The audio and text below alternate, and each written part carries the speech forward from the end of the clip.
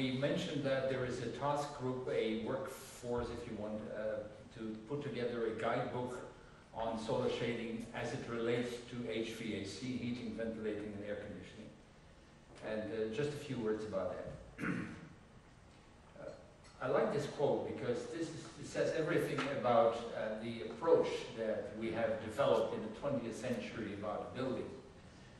Don't forget, electricity is a thing of the last 120 years. Electricity is a thing of the last 120 years. Oil is a thing of the last 110 years. And the way, if you look at the evolution, the development of the electricity use, it's quite frightening. It's like the 85 million barrels a day that was mentioned before. Is even worse. It's 16 times in the last 80 years electricity use have gone up. My presentation will deal with this conflict between increased use of installations based on electricity and our demand for comfort and effective buildings. A house is a machine for living in. It used to be just a building for shelter, but it is a machine for living in.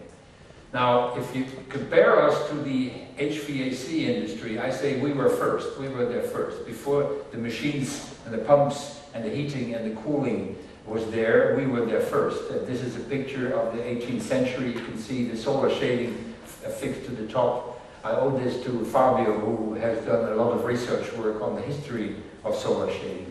Here's another example, 1890, the photographer's practice. In other words, it has been a natural human reflex to protect against excessive sun, excessive light, and excessive energy. So there's nothing new about it, and there's nothing sophisticated about it, except that nowadays we look at it with a different approach.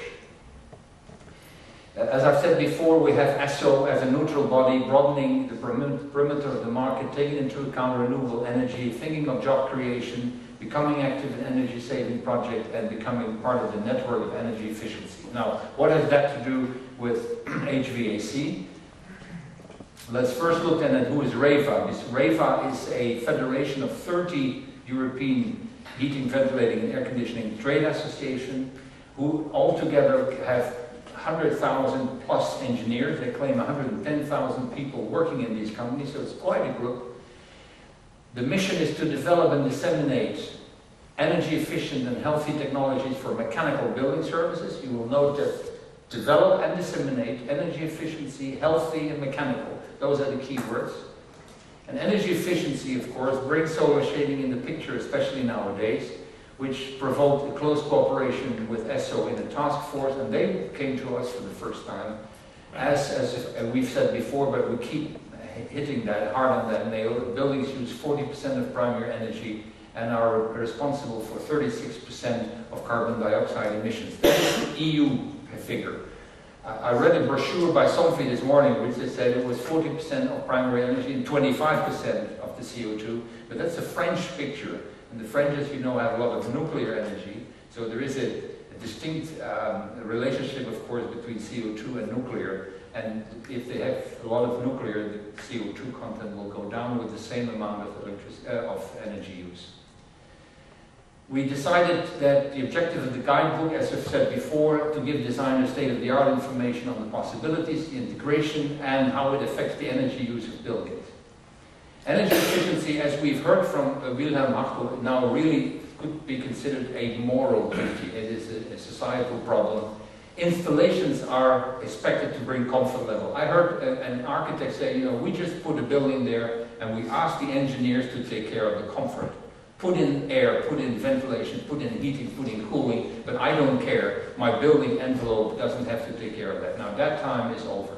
Architects mostly rely on technical equipment rather than on the concept of the building. That is really no longer valid.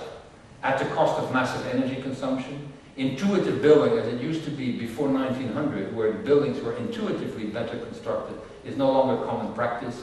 Holistic building, in other words, where you recognize the various techniques and how they influence each other, is the new way, which means integrating the building techniques and realizing the potential synergies between them and trying to calculate what they bring to the equation. I like Provence, so this is a picture from Provence, which I call naturally comfortable. And you can see the thick walls, the windows are very deep, there are trees for solar shading. Unfortunately, that's an application that most of us do not put to the market, trees, but it's still considered. You have big walls, you have big mass of inertia, and this is, you know, this is where the modern building art started with the Bauhaus.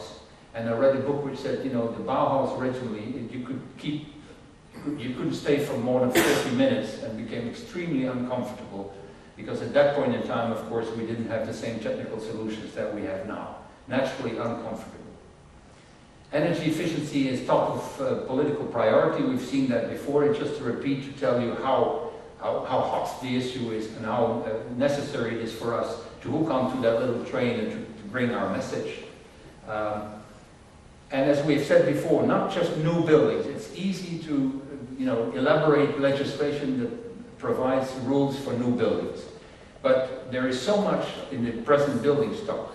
As you said, you know, most of the buildings that will be there in 50 years are there now, and we renovate between 1% and 2% per year. So it will take 50 or 70 years before that will ever be put up to the present condition. Now look what happened, and this is a slide that I got from the International Energy Agency. It's a project in Frankfurt where a renovation has taken place, where you can see that also aesthetically it's quite attractive. To the left side were buildings from right after the war. On the right side, that's the way how they look now. And here you see the thermographic images of what happened to the buildings before. And here you see what happened to the energy usage. It was decreased by 87%. So it's possible. Now, this is not particularly an example for us, but it is possible to realize the tremendous potential of energy saving in the existing building stock. And it is possible to legislate for a new building stock. The legislation now also applies to all renovations, so that's very good news, and it is a tremendous opportunity for our industry. I talked about the electricity consumption. This comes from a book by Stephen Hawking, who wonders where we will go, because the electricity consumption has gone up here from 1900, you can see 16-fold or 15-fold. And you wonder, you know, you look at these hardware stores, everything is electric now. You have an electric toothbrush of all things. You have an electric carving knife. Someone, as a practical joke, gave me an electric fork. It didn't do anything, but it had a wire on it and a plug. Nothing happened when you plugged it in, but it's just to show how ridiculous it can be, how far we go in using electricity. So something to think about. This is another graph, which is really the situation in Energy Information Administration. You were familiar with that, of course, John. Where you see how the electricity consumption, net world consumption, in a span of 50 years, will grow from 5,000 to 25,000, or at least to 20,000. So where do we get all this energy if that goes on like that? Now, this is where it comes from, of course. And now look, if you look at this world primary energy consumption, that is, where does the electricity come from? You will see 40% is coal, and these are figures for 2004, I think. 40% is coal, 20% is gas, and oil is 7%. So 2/3 is fossil. And you would be surprised to look at the figure of how much electricity is generated in coal power plants.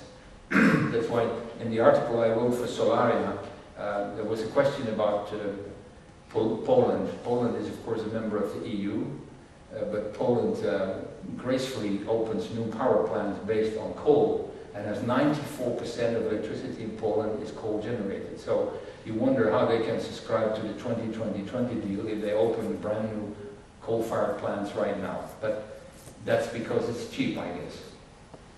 This brings us to